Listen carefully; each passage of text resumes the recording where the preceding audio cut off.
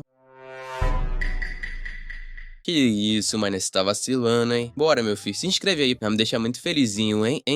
Notícia de que farão um ataque em grande escala contra os arcanjos Tsuru, pergunta qual deles, já que são 15. Ele responde que atacarão todos, chocando a todos. Enrei e Seki questionam o motivo de estarem fazendo algo aparentemente imprudente. Oda explica que a contaminação pelas bênçãos é mais severa do que o previsto e que milhões se transformarão em apóstolos se esperarem mais. Ele também se orgulha de dizer que outro motivo é que reuniram poder de fogo suficiente enquanto seguram um objeto semelhante a uma bolinha de gude. A bolinha se transforma em uma jaqueta em um segundo, surpreendendo Kai. Oda os informa que as roupas são trajes de combate feitos de um material especial e que foram confeccionados pela organização da mãe de Kai. Os pastores experimentam os trajes de combate que ficam pretos. Kuga diz a todos que sua única ordem é que voltem vivos. Em uma praça da cidade, os pastores formam um perímetro, equipados com armaduras e espadas. No campo de batalha, Seki luta contra um anjo-aranha que o ataca com uma chuva de lasers. Seki se gaba de ser o único pastor capaz de sair ileso do ataque. Ele revela que foi protegido por um demônio gigante e por sua habilidade de invocar barreiras de madeira. Henry então salta em direção ao anjo-aranha, arremessa seus ganchos acorrentados e os crava no corpo da aranha gigante. Ele se vangloria de que seu nome, Henry, será imortalizado por causa dessa batalha. Os ganchos liberam energia, fazendo o corpo da aranha explodir. Henry revela que seu demônio é uma fêmea de um olho só. Enquanto isso, Suzu luta contra outro anjo e o derrota com chutes. Seki lembra Suzu de não se esquecer do plano deles. Suzu brinca dizendo que já se esqueceu do plano, mas logo em seguida afirma que estava apenas brincando. Ela explica que o primeiro passo é invadir o território do arcanjo e eliminar o máximo possível de anjos menores no processo. O segundo passo é os três lutarem contra o arcanjo assim que forem atraídos para lá. Em outro lugar, no telhado de um prédio, Kai, Natsu e Toma acabaram de derrotar um anjo cabeçudo. Natsu lembra a todos para não usarem toda a sua força ainda, para que tenham energia para enfrentar os arcanjos. Os tentáculos de sua bola demoníaca apontam para cima. Um segundo depois, um anjo ataca Kai por cima. Kai o despedaça com um soco antes que ele o alcance. Toma já estava se preparando para atacar o anjo quando acidentalmente deu uma cabeçada em Kai. E isso leva Toma a reclamar que formar equipes de 3 pessoas foi uma ideia estúpida e que eles deveriam ter caçado arcanjos individualmente. Kai defende o plano de Kuga, dizendo que eles teriam uma chance melhor de derrotar um arcanjo se fosse uma luta de 3 contra 1. Toma responde que o plano desmorona se 2 arcanjos aparecerem. Natsu lembra a Toma que os arcanjos de patente superior têm orgulho demais para lutar em equipe. Toma não consegue enxergar os arcanjos como seres orgulhosos devido à vulnerabilidade demonstrada pelo arcanjo Luffy durante a luta. Kai confia plenamente em Kuga e diz a Toma para simplesmente seguir o plano para que eles vençam. Natsu explica que uma equipe de 3 pessoas é ideal, pois seu poder de detecção só pode servir de apoio. Kai e Toma dizem a ela para não se sentir inútil, já que foi o poder dela que os salvou até agora. Kai sorri e afirma que é o poder dela que lhes dará a vitória. Natsu não está tão convencida de que tudo esteja indo tão bem, pois não consegue sentir nenhum sinal da presença dos arcanjos. Apesar do caos que eles causaram em seu território até o momento, Toma desconfia das palavras de Kai, pois acha que ele preferiria ter Kumi na equipe em vez de Natsu. Natsu concorda, já que Kumi é uma força da natureza no campo de batalha. Em outro lugar, Kumi acaba de derrotar vários anjos com as partes do corpo de Gura, que são como balas de canhão. Enquanto isso, seus parceiros, Kuga e Shirou, observam à margem, maravilhados com sua força. Kuga informa Shirou que Kumi agora é a 4ª pastora da organização. Shirou pergunta a Kuga se Oda ainda é o número 1 até hoje, e Kuga responde que sim. Isso faz Shirou exclamar que quer ser tão forte quanto Oda um dia. Kuga pergunta se ele acha que a batalha é necessária. Shirou responde que acha que a batalha é necessária para a revolução deles. Kuga diz que é uma pena ele pensar assim e em seguida apaga o cigarro pressionando-o na mão. Shiro pergunta por que ele apagou assim, já que dói. Kuga admite de forma sinistra que dói muito, mas que é a dor que ele precisa sentir ao sacrificar os outros. Assim que Shiro reage confuso às suas palavras, um anjo se aproxima sorrateiramente e o atinge pelas costas com um soco que percorre seu corpo. Shiro fica perplexo ao ver como um anjo conseguiu passar por eles sem que Kuga percebesse. Sua confusão aumenta ainda mais quando os três arcanjos aparecem lado a lado com Kuga. No telhado, Touma e Kai continuam a matar anjos de nível inferior. Natsu expressa sua preocupação, achando suspeito que os arcanjos não estejam aparecendo, apesar de toda a destruição que causaram. De repente, Touma grita para Natsu tomar cuidado atrás dele. Ela consegue se esquivar do enorme braço que empunha um machado. O braço e o machado se erguem. Greg, o executor, se revela. Kai fica surpreso por ele ainda estar vivo. Touma ataca o executor. Gregoria bloqueia seu golpe com o machado. Orochi, o demônio contratado por Touma, chama Greg de patético por ser um ex-demônio que se aliou aos anjos Kai, também ataca o executor. O choque entre Kai e Touma em direção aos braços flutuantes de Greg causa uma explosão. O tremor secundário foi tão poderoso que Touma precisou se agarrar ao chão, usando as serpentes de Orochi semelhantes a cordas, que estavam penduradas na estrutura, enquanto também as utilizava para se segurar em Kai e Greg. Se sente empolgado ao ver que está enfrentando dois adversários à altura. Kai e Touma concordam que precisam usar todas as suas forças para derrotar o carrasco e vencer. Natsu se sente deixado para trás enquanto Touma e Kai discutem o plano para derrotar Greg. Ambos se transformam em suas formas demoníacas. Enquanto isso, Kumi vê Shiro caído e percebe que Kuga está com os arcanjos. Gura se surpreende com a aliança dos arcanjos e se pergunta se isso significa que as informações que tem sobre eles estão erradas. Kumi pergunta a Kuga por que ele os traiu e ele responde que precisava proteger as pessoas. Kumi grita que não entende e Kuga responde que ela não precisa entender. Segurando seu maço de cigarros, Kuga diz que seu único fardo é carregar o tormento da culpa por saber por que precisou traí-los. Um arcanjo vê um cidadão observando a cena e tenta matá-lo. Kumi quebra as pernas do arcanjo com a bala de canhão de Gura antes que ele consiga. Kumi avisa o arcanjo para não se aproximar de ninguém, mas ele usa sua corda de luz brilhante para puxar a cidadã até si. Ele se apresenta como Delo, o arcanjo controlador de luz de 6º nível. Kumi o adverte de que fazer um refém é inútil, pois ela acabaria esfaqueando o inocente se precisasse. Delo não acredita nela. Ele arremessa o refém em direção a Kumi, enquanto Kumi olha com empatia para os olhos da pessoa que se aproximam. Delo pensa em como sabe que humanos não podem matar aqueles com quem fazem contato visual. O braço de Delo então atravessa o refém, que também atravessa o corpo de Kumi. Enquanto a garota jaz no chão ferida, ela se lembra de sua infância, quando assistia a um desenho animado de garotas mágicas na TV. Ela amava tanto as garotas mágicas, que alegremente dizia ao seu ursinho de pelúcia, Kuma-chan, que um dia deixaria o cabelo crescer e seria como elas. Sua mãe desligou a TV imediatamente e disse para ela parar de assistir a programas feitos por homens tolos. Kumi não conseguiu enfrentá-la quando ela pediu desculpas. Foi a primeira vez que ela pensou que nunca seria como sua mãe. Mais tarde, Kumi estava indo para a escola com sua amiga, e a amiga lhe deu um grampo de cabelo de garota mágica. Ela gostou tanto que disse que o guardaria para sempre. Depois, quando estava voltando para casa, pensou em como esconder o grampo da mãe. Sua mãe estava esperando que ela lhe entregasse o grampo que a professora havia avisado que sua filha tinha recebido. A menina relutantemente entregou. A mãe disse que era para o próprio bem dela, para que as pessoas não pensassem que ela era algum tipo de mulherzinha boba. A pequena Kumi chorou. Ela sabia que sua mãe era assim porque seu pai havia sido roubado por uma mulher boba. Mais tarde, ela fingiu conversar com seu ursinho de pelúcia, Kuma, e contou a ele o quanto estava triste por seu tesouro ter sumido. Kuma a tranquilizou, dizendo que ela podia simplesmente procurar na lata de lixo. Mais tarde, Kumi vasculhou a lata de lixo e ficou encantada ao encontrar o grampo de cabelo. A mãe viu o que ela estava fazendo. Na manhã seguinte, Kumi tinha um hematoma na bochecha e Kuma-chan estava em pedaços dentro de uma sacola. 3 anos depois, a amiga de infância de Kumi a cumprimentou na escola. Ela olhou para ela com olhos assustadores que a tornavam difícil de se aproximar. A amiga de infância contou para outra amiga que Kumi era muito mais amigável antes. Ela se acostumou a ficar sozinha no terraço da escola com uma expressão séria. Em um desses encontros, Gura a viu e pediu para fazer um contrato com ela. Ela imediatamente abandonou sua seriedade e se tornou uma garota assustada e chorosa. Gura se apresentou como um demônio. A notícia de que eram demônios foi demais para a garota, então ela fugiu. Ela parou quando Gura lhe ofereceu a possibilidade de ser ela mesma o tempo todo se fizesse um contrato com eles. Apesar disso, a garota continuou correndo até se trancar em seu quarto. Ela se lembrou da promessa do demônio de que ela poderia ser ela mesma se fizesse um contrato com eles. A mãe de Kumi a abordou e a chocou com a notícia de que iria se casar novamente. A felicidade da mãe com o casamento a fez se desculpar por ter sido tão relação dura com a filha durante todo esse tempo, o pedido de desculpas fez Kumi gritar com a mãe por toda a dor que ela lhe causou, incluindo a perda de Kuma-chan. Kumi a acusou de nunca se importar com ninguém, além de si mesma, e disse que esse era o motivo pelo qual o pai a havia abandonado. Suas palavras a magoaram tanto que a mãe a esfaqueou com a faca de cozinha que tinha em mãos. Enquanto a filha jazia no chão, morrendo, a mãe fugiu. Kumi não se surpreendeu e chorou. Gura então apareceu novamente e disse para ela deixar que ela saciasse sua raiva reprimida em vez de desperdiçá-la com a morte. De volta ao presente, Kuga está repreendendo Delo por ferir Kumi quando ele disse que precisava dela viva. O arcanjo, que se parece com um cavaleiro, diz a Kuga que pode curar a garota como se nada tivesse acontecido. De repente, o arcanjo cavaleiro explode com um ataque de bala de canhão de Gura. Todas as partes do corpo de Gura então cercam Kumi como uma barreira. As partes de Gura desaparecem, revelando uma Kumi agora alegre, agindo e vestida como a garota mágica que ela amava quando criança. Segundos antes, quando Gura se cercou da moribunda Kumi, Kumi disse ao seu demônio que daria a eles toda a sua paixão reprimida e vergonha se eles lhe emprestassem seu poder. Gura alertou que usar poder demais poderia significar que ela nunca mais conseguiria voltar à sua forma demoníaca. Kumi respondeu que não havia problema, pois ela estava acostumada a ser quebrada. No momento, Kumi está em sua forma de garota mágica das trevas. A busca por ela demonizada só anima Delo, que afirma que esta será a primeira vez que obterá o cadáver de uma pastora demonizada. Sylph, o arcanjo do vento, declara que será ela quem devorará a garota. Ambos os arcanjos concordam em compartilhar e se preparam para lutar. Sylph usa o vento para lançar Kumi para o céu. Enquanto Kumi está no ar, Delo lança veículos contra ela para que ela seja esmagada. A garota é atingida pelo veículo, fazendo o arcanjo ter certeza de que ela foi esmagada. Eles ficam surpresos ao vê-la sair ilesa. Kumi alegremente diz que agora é a vez dela e invoca as partes do corpo de Gura, que se transformam em balas de canhão contra os oponentes. Delo os intercepta antes que o alcancem. Um deles, de alguma forma, atinge a cabeça de Sylph sem que eles percebam como. O ferimento revela que seu núcleo está dentro de sua cabeça. Então Kumi planeja expulsá-lo com seu próximo ataque. Isso enfurece Sylph, que libera um redemoinho em direção ao oponente. Enquanto isso, um cidadão em um dos prédios próximos à batalha está relatando à polícia pelo celular que terroristas e anjos estão lutando do lado de fora. O ataque de Sylph é tão poderoso que estilhaça a janela do homem que precisa descer. O ataque de Sylph criou uma enorme cratera e ela tem certeza de que Kumi foi reduzida a pedacinhos. Ela fica surpresa ao ver Kumi no centro da cratera, aparentemente ilesa. Ela faz um sinal de paz fofo enquanto diz aos arcanjos que garotas mágicas como ela são invencíveis. Delo então arremessa prédios contra eles, mas eles se despedaçam antes de atingi-la e também despedaçam Delo Kumi. Então acerta a cabeça de Sylph novamente com uma bala de canhão que ela não viu chegar. Kuga elogia Kumi pelo poder que ela demonstrou e pergunta quanta paixão foi necessária para chegar a esse nível. De repente, Kuga é atingido por uma bala de canhão. Gura informa Kumi que eles erraram o alvo. É revelado que Kuga na verdade pegou a bala de canhão e ele revela que sua teoria de que ela poderia torná-los invisíveis estava correta. Kumi o parabeniza por descobrir seu segredo. Kuga relembra sua batalha com os arcanjos e conclui que esse era o segredo de por que ela parecia estar flutuando, porque os ataques dos anjos não acertavam e porque os anjos não conseguiam se defender de seus ataques. Kuga sente que usar os arcanjos como isca foi uma estratégia bem sucedida. Ele se lembra de como as gotas de água pareciam flutuar contra algo transparente e de como viu tanta distorção no espaço. Kuga invoca seu demônio. O demônio inicia uma chama rosa e a usa para ajudar Kuga a acender seu cigarro. Kuga então jura capturar Kumi e Gura para proteger o povo e matar Oda.